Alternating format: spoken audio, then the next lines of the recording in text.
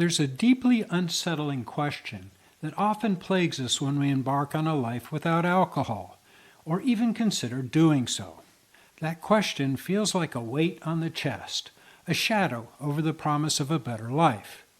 And that question is, can I truly find joy after quitting drinking?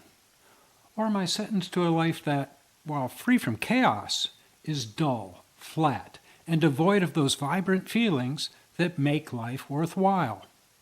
If that question isn't answered, the fear is we're doomed to a sober life, spent regretting not being able to pass through the gateway to the feelings that make life worthwhile. Today, we're going to confront that fear head on, because I'm here to tell you, not only is joy possible in sobriety, it's abundant. But to experience it, you must change how you think about joy itself. I'm Dr. Donald Crowe. I practiced medicine for 40 years, and I've been sober for the last 27. In the last decade alone, I've had countless discussions with patients about their relationship with alcohol. Not once did I advise someone to drink more. No, it was always about cutting back or stopping, since it was destroying their health. I knew that I should stop drinking for decades before I finally did. And this was because I didn't want to give up the only part of my life I looked forward to. Before we get started, hit the subscribe button, ring the bell, and give this video a like. Let's build a community of people learning how to live joyfully without alcohol. As we put our heads on the pillow each night, many of us think, I survived another day. But survival alone doesn't feel like success. We want more out of life, and defining that more is one of the key questions of human existence. Although answers differ between individuals, most people name happiness, joy, satisfaction, and fulfillment as the qualities that make a life worthwhile. For many, a day without laughter has been a day without sunshine. For those of us who drank or used other intoxicants, these feelings, laughter, ease, connection, became tied to the substance. We drank and then we laughed. We drank and then we relaxed. We drank and then we felt carefree. Over time, our brains drew a simple conclusion. The drink caused the joy. When the cost of drinking becomes too high to ignore, we do the obvious, set alcohol aside.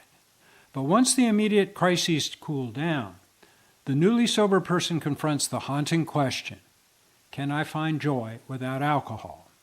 I wrestled with that same question while caring for patients with addiction every day, all the while battling it for the first half of my career.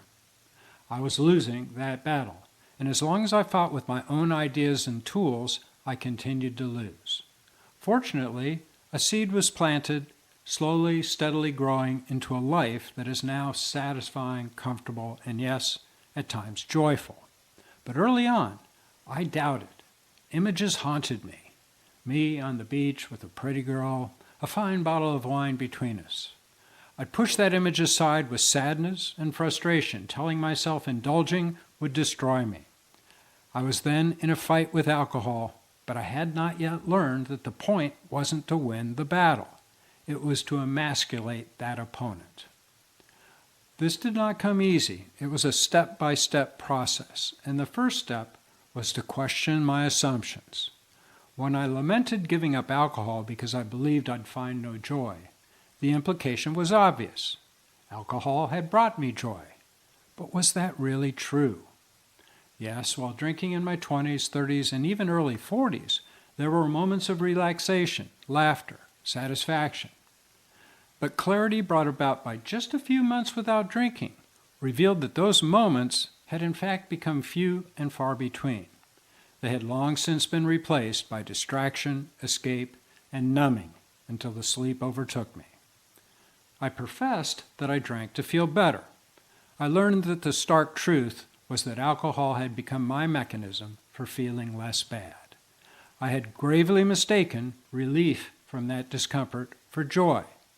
Even when I achieved goals, they felt empty until I distorted them with alcohol. Even while feeling good, I could not escape not feeling good enough. That forced me to confront the real question I'd avoided. Why don't I feel good enough? Why can't I be satisfied with the way I feel? Once I reframed my fundamental reason for drinking, from trying to feel better into feeling less bad, my whole approach to sobriety transformed. Before that realization, my logical brain wasn't on board. Why would I ever give up a tool that seemed to make me feel better, one that was predictable and under my control? But my objective, personal history, analyzed honestly and soberly, led to an inescapable conclusion. I was not among those who could drink within rational boundaries. I wasn't sure why, but the truth was, it didn't matter. Accepting that truth moved me past, why am I this way, to, what do I do about it? That answer was clear. I needed to quit drinking to have a better life. But would it be better if I could find no joy within it? That brought me to a new step and a new question.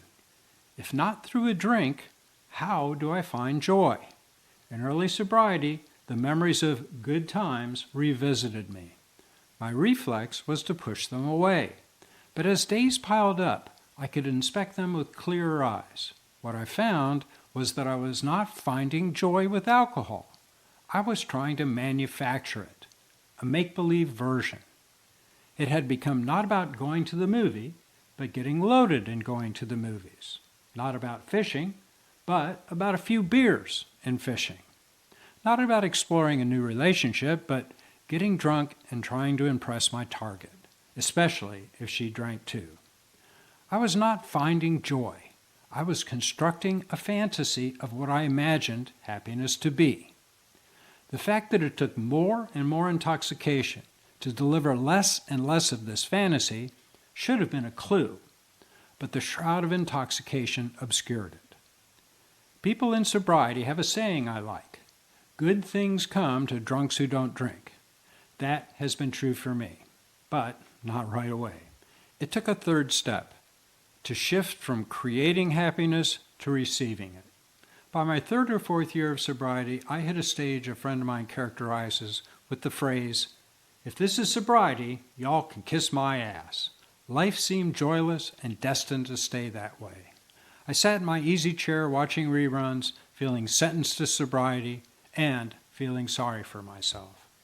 At that exact moment, my youngest daughter ran across the room, jumped into my lap, and wrapped her arms around my neck.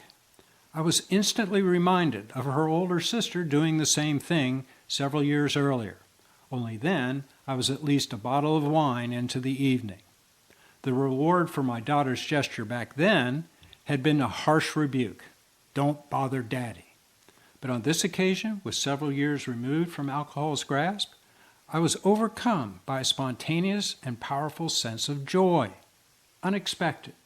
Miraculous enough to dissolve the regret and self-pity in an instant. Perhaps for the first time, I had a glimpse of true joy. Something not of my own making, something I discovered, or rather, something that discovered me. Soon, I realized that my universe offered ample opportunities to become aware of similar joys, more than my fair share. With sadness, I realized that I had for decades systematically ignored those joyful miracles while engaged in a futile struggle to manufacture the experiences I was convinced would bring me joy. I learned that living a sober, authentic life means providing that life the opportunity to bestow its gifts. I now consider my job to recognize and appreciate those gifts, not try to manipulate or manufacture them. Through time, experience, and repetition, enough of these moments have occurred to give me trust. Even when there's a lull, there's always a new one on the horizon if I can be patient and keep myself available. This new job description is at the heart of reframing joy in sobriety. The goal is to completely change your job description from being a creator of fake feelings to being the receiver of real ones. In practice, what does that look like? Well, patience. Trust that authentic joy will show up, even when it feels like it won't. Presence. Stay available. Limit the distractions so you're able to receive the gifts when they appear. Recognition. Notice and appreciate them. Your job isn't to create them, it's to be open enough to let them find you. And finally, gratitude. When joy does find you, hold on to it with both hands and wring from it all the goodness you can. Know that it won't last, but appreciate it while it's there. Life remains difficult after sobriety. It was difficult before. But I can confidently answer the question that started us today. There is joy after someone quits drinking. Not a manufactured one, but a profound, authentic joy that you discover often when you least expect it. This shift from seeking manufactured relief to discovering true, spontaneous, free-range joy is the doorway to a sober life worth living. Thanks for watching. If this message resonates, please remember to subscribe, ring the bell, and give us a like. Comment below. I read everyone and will respond. Check out this other video which explains why sobriety is not the destination, but your doorway to a more authentic, joyful life. I'm Dr. Donald Crowe, and I'll see you in the next one.